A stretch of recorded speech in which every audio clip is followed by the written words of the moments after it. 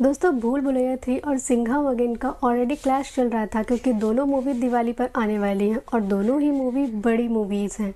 लेकिन कल जब से लव कुश रामलीला में अजय देवगन ने पार्टिसिपेट किया है तब से उनकी हाइप बढ़ तो गई है लेकिन रेटिंग में कम हो गई है। और उसके बाद IMDb की रिपोर्ट में कौन टॉप पे गया है और कौन उसके नीचे आ गया है बताएंगे। उससे पहले वीडियो को लाइक करें, चैनल को सब्सक्राइब करें। तो गाइस, जैसा कि सिंघम अगेन के मेकर्स ने सबकी एंट्री अपने ट्रेलर पे दिखा दी थी, उससे पहले उनका सिर्फ एक पोस्टर आया, वो भी ट्रेलर आने के पहले, और उससे पहले ना ही टीज़र आया ना ही कोई पोस्टर आया। और भूल भुलैया 3 ने तो अच्छा खासा अपना प्रमोशन ही समझ लो कि टीज़र आया, पोस्टर आया, कई सारे पोस्टर्स आए, लेकिन सिंघम अगेन वालों का कुछ नहीं आया। कल लव कुश रामलीला में अजय देवगन, करीना कपूर और रोहित शेट्टी नज़र आए हैं, लेकिन इसको हम प्रमोशन नहीं बोल सकते क्योंकि वो एक फंक्शन था। उसका कोई चार्ज ना ही अजय देवगन ने लिया है, ना ही उसमें करीना कपूर ने या रोहित शेट्टी ने कोई चार्ज लिया है। वो एक फंक्शन था जिसमें वो शामिल हुए थे, लेकिन इससे इफ़ेक्ट ज़रूर पड़ा है। IMDb पर किसका परसेंटेज अब ज़्यादा है और किसका कम है वो मैं आपको बताती हूँ। तो IMDb पर सिंघम अगेन सबसे टॉप नंबर पे है जिसका 49.4% है, और उसके नीचे सेकंड नंबर पे है भूल भुलैया 3 जिसमें 26.9% है, और उसके नीचे पुष्पा द रूल पार्ट। उसको तो आने में अभी काफ़ी टाइम है, लेकिन इन दोनों का क्लैश है तो भाई इन दोनों की बात ज़्यादा करी जाएगी।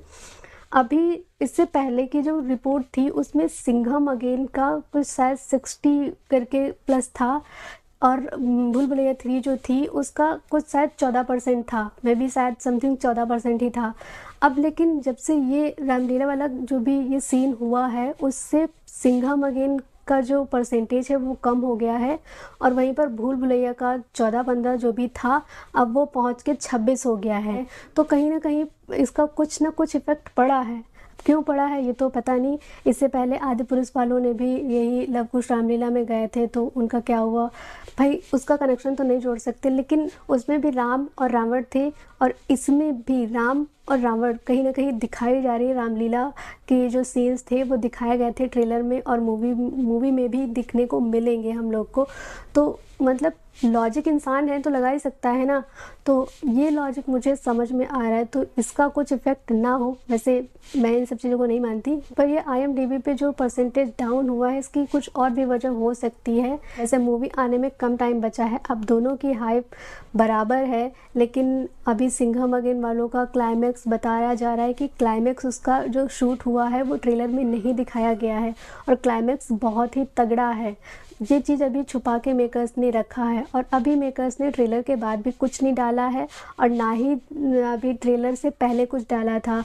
तो अब इनके सॉन्ग आएंगे उसके बाद पता चलेगा कि क्या हाइप है सिंघम अगेन की और भूल भुलैया 3 की। तो सॉन्ग आने के बाद भी देखने को मिल सकता है कि कहाँ तक कौन सी मूवी जा सकती है। वैसे सिंघम अगेन में हम लोगों ने देखा कि सबकी एंट्री दिखा दी, तो भाई मूवी में इतना तो नहीं होगा, कुछ ना कुछ तो होगा ज़रूर जो कि रोहित शेट्टी ने छुपा के रखा है वो सीधे मूवी में दिखाएंगे। ट्रेलर में रावण को दिखाया गया यानी अर्जुन कपूर को दिखाया गया, और करीना कपूर को उन्होंने किडनैप किया है।